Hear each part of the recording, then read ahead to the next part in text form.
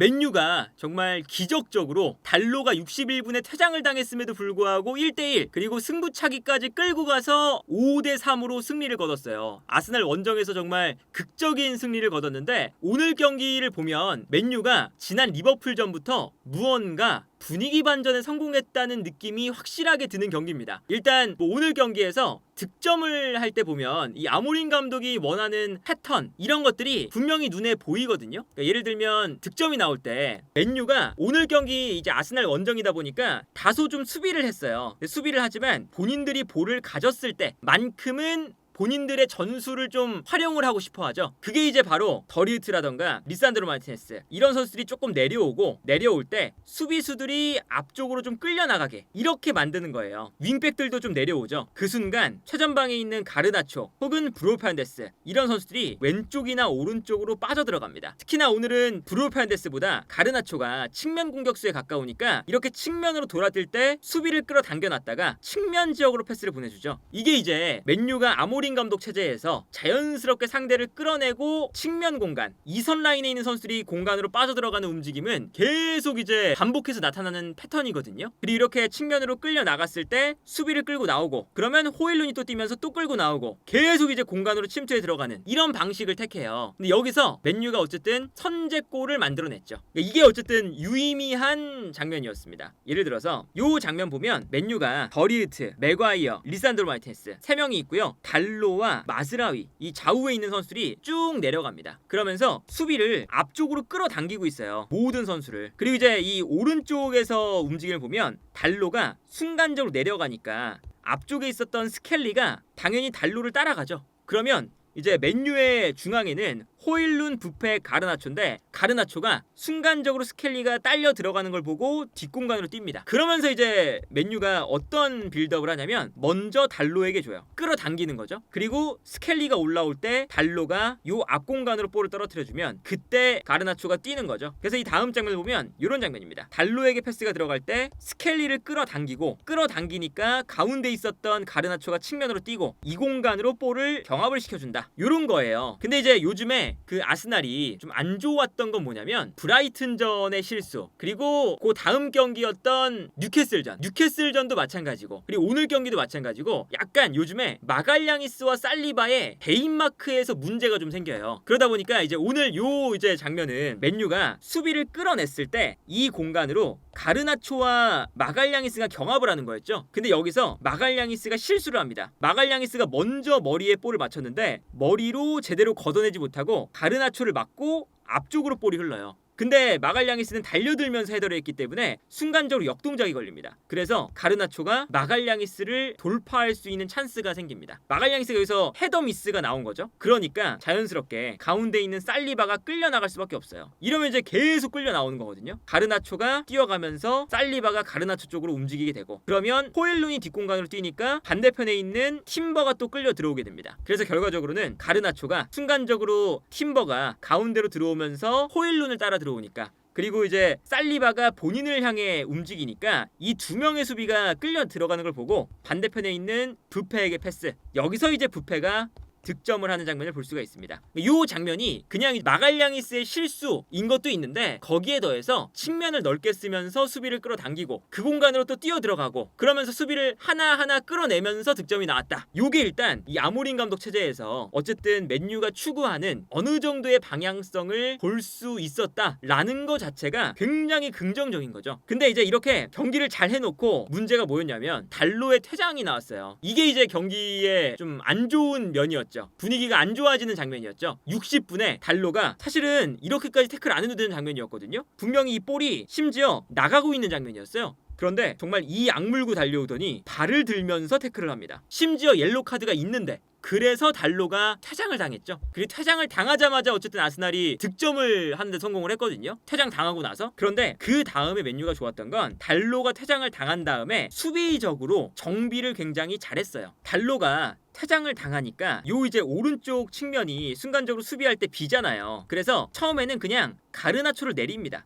그래서 마즈라위, 리산드로 마르티네스, 맥과이어, 더리우트, 가르나초 그리고 브루노 페르난데스가 내려오면서 3미드를 만들어요. 우가르테가 중심에 있고 마이누 그리고 앞쪽에 호일룬 요런 이제 5-3-1 요 정도의 형태를 만듭니다. 근데 여기서 이제 아스날이 동점을 만든 다음에 계속 공격적인 변화를 일단 가져가거든요. 예를 들면 뭐 메리노 대신에 라이스를 넣고요. 여기에 더해서 공격을 할 때 기본적으로 앞쪽에 마르티넬리, 스켈리, 팀버, 웨드고로 올라가고 라이스도 올라가는 계속 공격으로 좀 밀어붙여요. 그러다 보니까 요 가르나초가 기본적으로 수비를 그렇게 잘하는 편이 아니잖아요. 그래서 가르나초를 뺍니다. 가르나초 대신에 디알로가 들어오죠. 일단 여기서 이제 변화가 하나 있었고 여기에 더해서 마이누가 분명히 볼을 잘 차지만 마이누가 수비적으로는 엄청나게 뛰어난 자원은 아니잖아요. 그러다 보니까 피지컬이 좋고 열심히 뛰어다닐 수 있는 콜리어를 미드필더 라인에 넣어요. 요게 일단 중요했죠. 그리고 여기에 더해서 이제 앞쪽에 호일룬 빼고 지르크지는 이제 약간 기동력을 앞쪽에서 더해주고 그리고 이제 호일룬처럼 뛰어들어가는 게 아니라 볼을 받아주는 게 일단은 중요해졌어요. 볼을 받아서 지켜줘야 나머지가 올라올 때까지 기다리니까요. 그래서 지르크지, 콜리어, 디알로 이 3명을 넣고 여기에 더해서 우가르테 대신에 말라시아를 넣습니다. 여기서부터 이제 조금씩 변화가 있어요. 어떤 거냐면 말라시아가 왼쪽으로 가고 마즈라이가 오른쪽으로 갑니다. 그러니까 이게 디알로가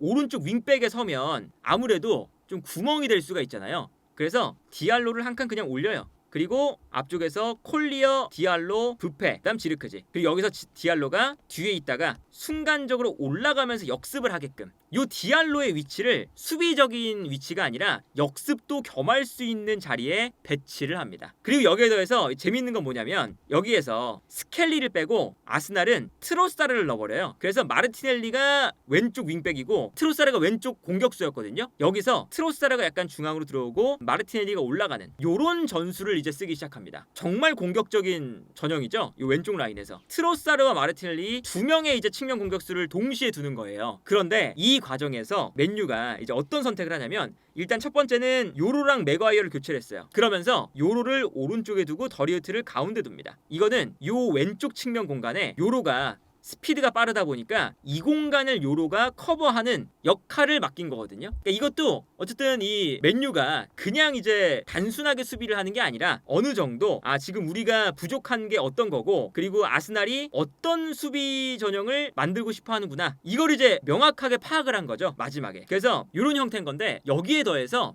이제 마지막에는 어떤 걸 하냐면요. 마즈라이가 약간 지쳤어요. 그러니까 트로사르와 마르티넬리로 요 측면 공간을 공략을 하니까 마즈라이가 90분 동안 그리고 이제 120분 동안 뛰는 게 좀 지치잖아요. 그래서 마지막에는 어떤 선택을 하냐면 콜리어를 내립니다. 그리고 마즈라이를 왼쪽으로 보내요. 그리고 리산드로 마르티네스를 아예 최전방에 보냅니다. 요런 선택을 해요. 되게 이제 재밌는 선택인 건데 이게 이제 어떤 거냐면 콜리어가 기동력이 남아있고 수비적으로 열심히 뛰는 선수니까 오른쪽에 요로를 두면서 콜리어 요로 그러니까 이제 마르티넬리와 트로사르를 왼쪽에 배치해서 이 공간을 공략하는 아스날의 전략을 기동력 좋은 두 명의 선수로 새롭게 들어간 두 명의 선수로 이 공간을 커버를 하는 거죠. 그리고 여기에 더해서 아스날이 오늘 경기 중반부터 끝날 때 어떤 공격을 하냐면 하베르츠 그리고 라이스 그리고 이제 팀버 대신에 토마스 파티도 들어왔거든요. 파티가 들어와서 또 이제 약간 올라가죠.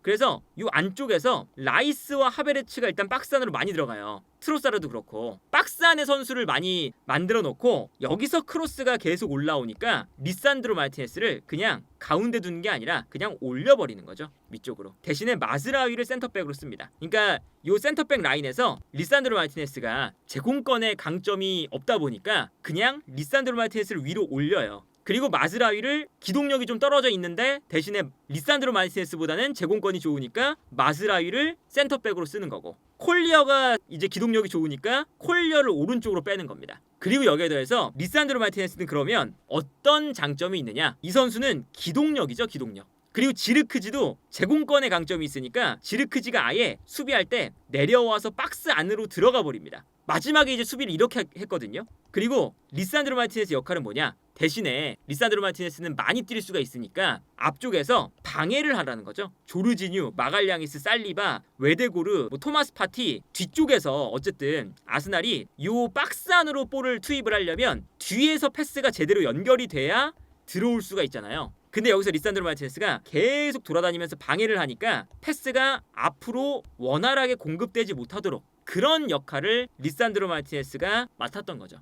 그러니까 요게 이제 그 마지막에 1대1 동점 상황을 지키는 상황에서 아모린 감독이 선택했던 이런 전술 변화들, 그리고 이제 본인이 가지고 있는 선수로만으로도, 그러니까 선수가 좀 부족했잖아요. 그랬는데 가지고 있는 선수만으로도 콜리어를 오른쪽으로 보내고 마즈라위를 왼쪽으로 보내고 리산드로 마르티네스를 최전방으로 보내고 이러면서 명확하게 본인들의 약점을 커버하면서 아스날이 노리는 왼쪽 측면의 돌파, 이런 것들을 또 방해를 하면서 여러 가지 측면에서 아모린 감독이 오늘 내렸던 선택들이 모두 다 수비적으로는 완벽하게 통했다. 물론 이런 이제 수비적인 이제 컨셉을 가지고 계속 이제 여러 가지 변화를 줬는데 그럼에도 불구하고 미스가 많이 나옵니다. 어쩔 수 없이 한 명이 부족하니까. 근데 이거는 이제 선수들의 집중력이죠. 거기에 이제 맡기는 건데, 오늘 맥과이어는 뭐 최근에 말할 것도 없고 여러 선수들이 뭐 집중력을 많이 발휘해줬어요. 그러니까 오늘도 맥과이어가 사실상 거의 몸을 날리면서 거의 다 막았거든요. 이렇게 이제 뭐 슈팅 찬스가 날 때마다 맥과이어가 오늘 요 계속 이제 수비라인 앞공간을 돌아다니면서 아스날이 슈팅을 할 때 계속 몸으로 블락을 했어요. 그래서 이제 맥과이어가 요즘에는 사실 맨유의 수비 라인에서 에이스처럼 플레이를 하고 있죠. 그래서 이제 오늘 경기 끝나고 나갈 때 모든 맨유 팬들의 박수를 받으면서 나갔는데, 그런 박수를 받을 만한 맥과이어의 예를 들면 이런 수치들, 오늘 경기 전체에서 인터셉트 5개, 압도적인 1위입니다. 맥과이어 다음으로 인터셉트를 한 선수가 리산드로 마르티네스 더리우트 1개예요. 그리고 클리어링 11개, 압도적인 수치죠. 특히나 헤더 클리어, 머리로 걷어낸 볼 9개, 이것도 경기 전체 1위예요. 엄청난 수비적인 수치를 보여줘요. 그리고 볼 경합에서도 맥과이어가 7번 경합을 해서 1번 실패했습니다. 그러니까 6번은 승리를 했다는 거예요. 공중볼에서는 4번 중에 4번, 지상에서는 4번 중에 3번을 이겼거든요. 이렇게 맥과이어가 박스 안에서 집중력을 가지고 수비를 저렇게 몸을 날리면서 이제 한 골 승부를 완벽하게 막아냈다. 이게 어쨌든 맨유 선수들의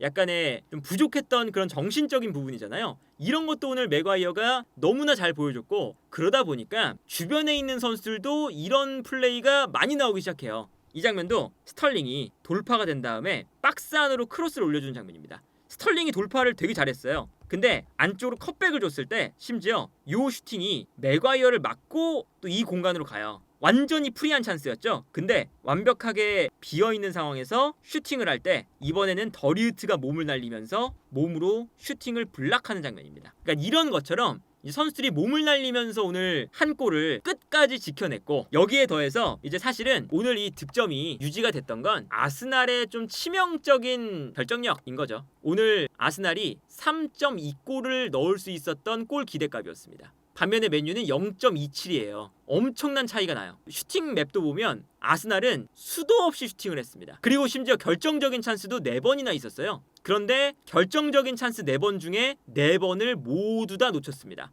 그 마갈량이스의 득점은 굴절이 되면서 들어갔기 때문에 결정적인 찬스까지는 아니었거든요. 그러니까 오늘 이 결정적인 찬스를 아스날은 모두 놓친 거예요. 근데 이게 오늘 경기뿐만 아니라 지난 뉴캐슬전도 0대2로 패배를 했잖아요. 근데 이때 3.2골을 넣을 수 있었던 골 기대값, 뉴캐슬은 1.2골이었거든요. 근데 뉴캐슬은 2골을 넣고 아스날은 1골도 못 넣었습니다. 이때도 마찬가지로 결정적인 기회 6번을 모두 놓쳤어요. 그래서 오늘 경기도 사실 아스날이 말도 안 되는 이 미스들을 너무 많이 하거든요. 공격 라인에서. 예를 들면 이 장면이 여기서 하베르츠가 결정적인 찬스를 잡는 장면이에요. 이게 이제 그 맥과이어가 걷어낸 볼이 메리노를 맞고 떨어지면서 완벽한 찬스였거든요. 근데 여기서 하베르츠가 아예 유효 슈팅도 아니고 그냥 바깥으로 차버려요. 이게 뒤에서 이제 보면 이런 장면입니다. 이 장면에서 차면 되는 건데 하베르츠가 잘못 차서 볼이 옆으로 나가요. 이 코스가 아웃프론트에 맞았거든요. 사실은 이게 말도 안 되죠.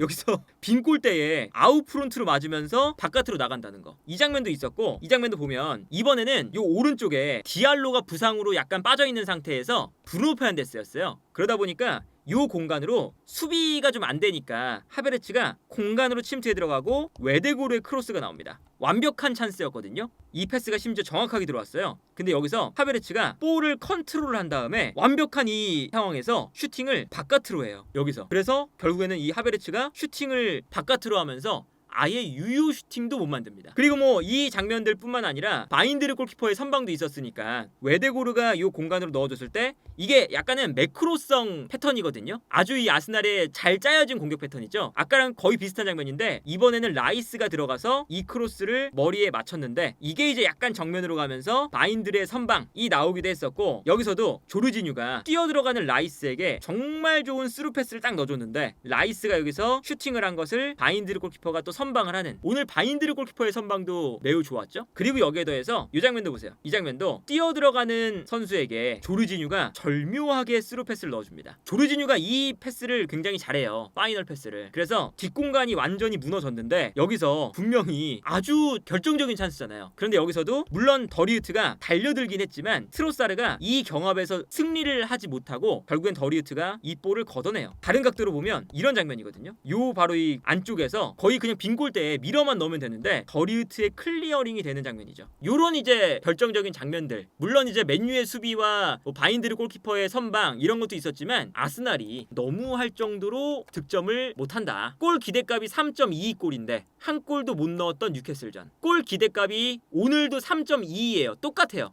지난번 경기랑 똑같은데 오늘 경기도 한 골밖에 못 넣으면서 심지어 120분 동안 골 기대값 플러스 결정적인 기회가 4번이나 있었는데 4번 모두 실축. 여기에 더해서 하베르츠 같은 경우에는 마지막까지 자신감 없는 페널티킥을 통해서 바인드르가 하베르츠의 페널티킥을 선방하면서 맨유가 결국에는 하베르츠의 실축 때문에 또 올라가게 됐죠. 그래서 이제 오늘 경기 끝나고 바로 이 하베르츠의 아주 안 좋은 표정을 비춰주고 맨유 선수들의 정말 환호하는 모습이 나왔는데, 이 경기를 보면 최근에 아스날이 매우 좋지 않은 결정력, 그리고 이제 수비 라인에서의 몇몇 미스 이런 것들 때문에 브라이튼전, 뉴캐슬전, 오늘 경기까지 3경기 연속 승리를 못하는 좀 안 좋은 흐름으로 떨어지고 있다는 거. 반대로 맨유는 리버풀전 그리고 오늘 아스날전, 이 2경기가 이제 아무래도 아모린 감독이 좀 최근에 성적이 안 좋았으니까 분위기가 좀 더 안 좋아질 것으로 예상됐던 그런 경기들이었는데 오히려 반등을 하는 계기를 만들었다는 거.